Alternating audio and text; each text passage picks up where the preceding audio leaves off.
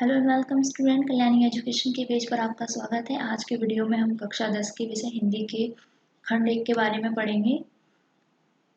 इस पाठ में दो खंड एक जायसी जी द्वारा लिखा गया, एक सूरदास जी द्वारा लिखा गया है। पाठ 1 विनय के पद नाम से है। इसका पहला पद है, अवगति गति कछु कहत न आवे, जो मूंगे फल की रस अंतर्गत ही भावे, परम स्वाद सब है जो निरंतर अमित दोष उपजावे, मन वाणी को अगम अगोचर सो जाने जो पावे, रूप रखे गुण जाति जुगत बिन निरालंब मन चक्रत धावे, सब विधि अगम विचार हिता तो सूर्य सगुन लीला पद गावे। इसके शब्दार्थ हैं अवगति, अव्यक्त अज्ञेय हो जाना, गति यानी बात, अंतर्गत हृदय, अंतरात्मा भावय रुचिकर प्रतीत होता है, अमित अपार, तोष संतोष आनंद, अगोचर मीन्स होता है इंद्रिय ज्ञान से परे, गुण का अर्थ होता है गुण सत्व रज, तमोगुण से आशय है, निरालंब बिना अवलंब के सहारे की, सगुण का अर्थ है सगुण दिव्य गुण, संयुक्त साकार ब्रह्म श्री कृष्ण। इस पद का अर्थ इस प्रकार है। ये जो पद है इसमें सूरदास जी कहते हैं कुछ ऐसी बातें होती हैं जिनको इंसान मन में ही समझ सकता है। जैसे कि एक गूंगा व्यक्ति मीठे फल का जो आनंद है वो अंदर ही अंदर समझ सकता है, उसको बता नहीं सकता। परम स्वाद तक सब ही जो निरंतर अमित दोष उपजावे, परंतु उसका मन उस भाव को समझ सकता है। ठीक उसी प्रकार निराकार ब्रह्म ईश्वर का ना कोई रूप होता है ना कोई गुण होता है, वहां पर मन स्थिर नहीं हो सकता, क्योंकि जब तक हमें पता नहीं होगा कि वो दिखने में कैसे है तो हम उनकी भक्ति में तल्लीन कैसे होंगे। श्री कृष्ण की बाल लीला का वर्णन करने पर सूरदास जी को जो आनंद मिलता है उसे सिर्फ उनका मन ही समझ सकता है, वे इस आनंद का वर्णन नहीं कर सकते। अगला पद है, हमारे प्रभु अवगुण चित्त ना धरो, समदर्शी है नाम तुम्हारी, सोई पार करो, एक लोहा पूजा में राखत एक घर बदिक परो, सो दुविधा पारस नहीं जानत कंचन करत खरो, एक नदिया एक नार कहावत महलो नीर भरो, जब मिल गए तब एक वरण हवे, सुर सरि नाम परो, तन माया जो ब्रह्म कहावत सूर सुर मिली बिगड़ो, कि इनको निराधार कीजिए के प्राण जात टको। इसके शब्दार्थ, अवगुण का अर्थ यहाँ अवगुण से है, चित्त का अर्थ मन ध्यान, न धरो का धारण मत करो, बदिक का अर्थ शिकारी वध करने वाला, कंचन का अर्थ सोने से है, वरण का अर्थ रंग, सुरसरी का अर्थ गंगा से किया गया है। इस पद का अर्थ इस प्रकार है कि भक्त और भगवान के बीच इतना मधुर संबंध है। सूरदास जी कहते हैं कि अपूर्णता के कारण मेरा मन त्रुटि से भरा हुआ है, क्योंकि हम मानव है, हम गलतियां करते हैं, इसीलिए सूरदास जी भगवान से कहते हैं अवगुण समाप्त करने की नहीं बल्कि उनके हृदय में धारण ना करने की, कि ये अवगुण मेरे अंदर हैं लेकिन मैं इनको हृदय में धारण ना करूं, इन्हें सुधारने का प्रयास करूं। हमारे प्रभु अवगुण चित्त न धरो।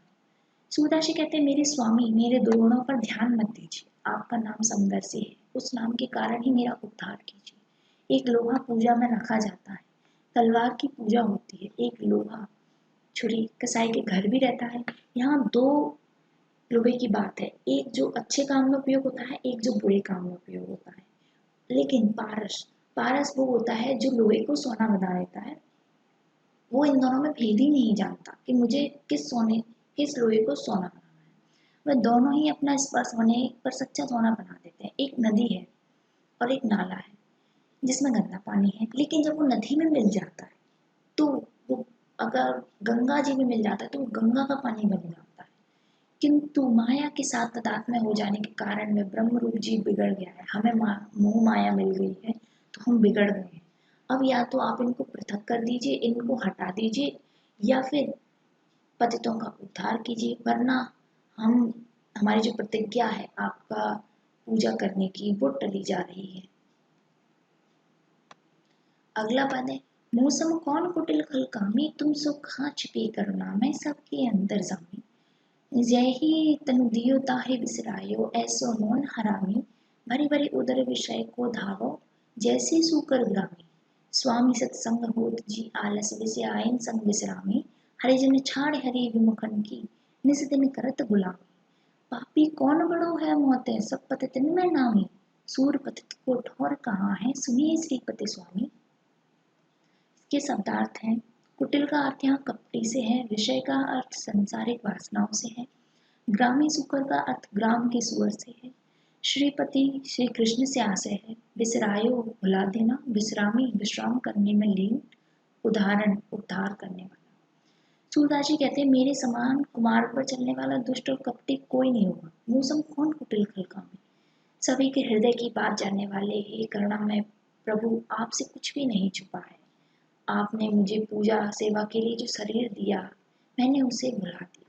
तुम सो कहाँ छिपी करुणा में सबके अंतर्जामी, जो तन दियो ताहि बिसरायो ऐसो मौन हरामी। मैं एक ऐसा नमक हरामी हूँ कि द्रोह से भरकर वैसे ही विषय वासनाओं की ओर दौड़ता हूँ जैसे गांव में सुअर गंदगी की ओर भागता है। भरे भरे उदर विषय को धावे जैसे सूकर उड़ा।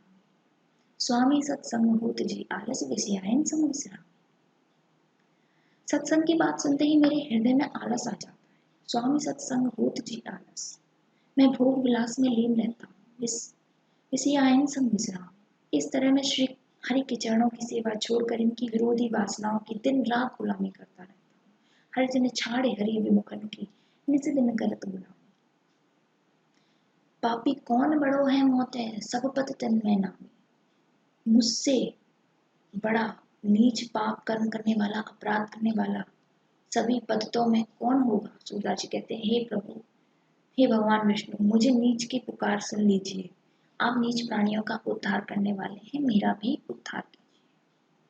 अगला पद है जा पर दीना नाथ ढरे, सोई कुलीन बड़ो सुंदर सी, जी पर कृपा करे। राजा कौन बड़ो रावंते, गर्व ही गर्व करे। कौन विभीषण रंग निसाचर, हरिहंस छत्र धरे। रंकव कौन सुदामा होते, आप समान करे। अधम कौन है अजो मीलते, जब दहम जात डरे। कौन विरक्त अधिक नारद ते, निस दिन भ्रमत भरे। अधिक रूप कौन कुब जाते, हरिपत ताई तरे। अधिक स्वरूप कौन सीताते, जन्म वियोग भरे। जोगी कौन बड़ो संग करते, ताको काम छरे।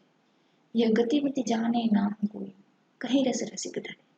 सूरदास भगवंत भजन बिन फिर जठर जरे। इसके शब्दार्थ हैं ढरे यानी कि प्रसन्न हो जाना, गर्व है गर्व करे, अंधकार ही अंधकार में गलकर नष्ट हो जाना। छत्र का अर्थ राज छत्र से है। छरे यानी छलता है। कहीं रस रसिक डरे, किस साधन से भगवान गीज जाते हैं। जठर जरे गर्भावास का दुख भोगता रहे। इसका भावार्थ है भगवान की लीला जो है उसमें बहुत ही रस है। कोई नहीं समझ सकता कि एक सिद्धांत में देखने में नहीं आता कि ऐसा हर बार एक जैसा ही हो। बड़े बड़े उच्च कुलीनों का पतन हो गया, जो ऊंचे पदों पर थे वो भी आज, जो अमीर हुआ करते थे वो भी आज गरीब हो गए। नीच कहे जाने वाले पार हो गए। विभीषण को लंका का राज्य मिला और रावण का गर्व धूमिल हो गया। भिखारी सुदामा को भी द्वारकाधीश कृष्ण ने अपनी बराबरी पर बैठा लिया। योगीराज नारद जी जो कि दर दर घूमते रहते हैं। कुब्जा का जो रूप था वो भी कृष्ण को पसंद आ गया और उन्होंने उसको उद्धार किया। जबकि सीता को जीवन भर वियोग भोगना पड़ा। सीता जी इतनी सुंदर थी, उसके बाद भी उन्हें वियोग भोगना पड़ा। शंकर जैसे महान योगी को भी कामदेव ने छला। ये सब विपरीत बातें हुई। भगवान के प्रसन्न होने का कहाँ सिद्धांत स्थिर किया जाए ये कोई नहीं जानता। यानी कि स्थितियां बदलती रहती है। आज जो अच्छा है, जो ऊंचे पद पर है, कल हो सकता है कि वो पतन की ओर अग्रगामी हो जाए, हम नहीं जानते। इस पाठ से जुड़े कुछ प्रश्नों को देखेंगे। ये है सूरदास जी का फोटो। इससे पहले हम सूरदास जी का परिचय पढ़ लेते हैं। सूरदास जी क्या थे? कृष्ण भक्ति शाखा के प्रमुख कवि हुआ करते थे। जैसे आप सभी को पता होगा कि दो भक्ति शाखाएं हैं। एक कृष्ण भक्ति शाखा जिसमें कृष्ण भगवान की भक्ति पर पद लिखे गए हैं, और एक है राम भक्ति शाखा जिसमें श्री राम के ऊपर पद लिखे गए हैं। तो सूरदास जी का जन्म 1478 में रेणुका या रेणुका ग्राम में हुआ था। जो कुछ विद्वान बोलते कि इनका जन्म दिल्ली के पास सिही नामक गांव में हुआ था। किशोरावस्था में ये मथुरा चले गए, फिर वहां से वृंदावन की गौघाट में रहने लगे। एक बार वल्लभाचार्य से इनका गौघाट पर भेंट हुई तो वहाँ पर वल्लभाचार्य को उन्होंने अपने पद गाकर सुनाए, तो उन्होंने कहा कि आप गान कीजिए। तो फिर सूरदास जी श्री कृष्ण लीला का गायन करने लगे। इसके पश्चात उन्होंने श्री कृष्ण, ऐसा माना था कि ये जन्मांध थे, लेकिन उसके बाद भी उन्होंने जो श्री कृष्ण का चित्रण किया वो ऐसा लगता है कि वो कोई सजीव चित्रण है। उसको आप सामने देख सकते हो, महसूस कर सकते हो जब आप उनके पदों को पढ़ते हैं। वैसे इन्होंने मुख्यतः सूर सागर, सूर सारावली, साहित्य लहरी रचनाएं लिखी हैं। ऐसा माना जाता है कि सूर सागर इनकी जो अक्षय कीर्ति आधार ग्रंथ है, इसमें 1.25 लाख पद है, लेकिन अभी तक हमें सिर्फ और सिर्फ 10,000 पद ही प्राप्त हो पाए। सूरदास जी का जो चित्रण है उसमें हमें प्रेम, सौंदर्य, वात्सल्य, श्रृंगार, श्रृंगार के दोनों पक्ष, संयोग, वियोग, इनका भाव देखने को मिलता है। ऐसा बाल जीवन का कोई पक्ष नहीं है जहां पर इन्होंने श्री कृष्ण का वर्णन ना किया गया। सूरदास जी भक्ति मुख्यतः सांख्य भाव की है। दाम्पत्य मधुर का भाव का मिश्रण भी देखने को मिलता है। ऐसा है कि मधुर की प्रधानता तो है ही, साथ ही व्यंग, वक्रता, व्याग्यता सूर की भाषा की प्रमुख विशेषता है। उनका काव्य वस्तुतः मानव प्रेम का जयगान है। इनकी मृत्यु 1583 के लगभग मानी जाती है। इस पाठ से संबंधित प्रश्न, पद में मीठे फल का आनंद लेने वाला व्यक्ति कौन है? तो हम सबको पता है कि पद में मीठे फल का आनंद लेने वाला व्यक्ति गूंगा व्यक्ति है। अवगुणों पर ध्यान न देने के लिए सूरदास जी ने किससे प्रार्थना की है? उन्होंने श्री कृष्ण से प्रार्थना की है। पारस में कौन सा गुण पाया जाता है? मैंने आपको बताया था कि वह लोहे को भी सोने में बदल देता है। आप ये प्रश्न लिखेंगे। वीडियो देखने के लिए आपका बहुत बहुत धन्यवाद। चैनल को सब्सक्राइब करें। अगर आपको वीडियो पसंद आया है तो बेल आइकन को ज़रूर दबाएं। चैनल को लाइक करें, शेयर करें। Thank you so much.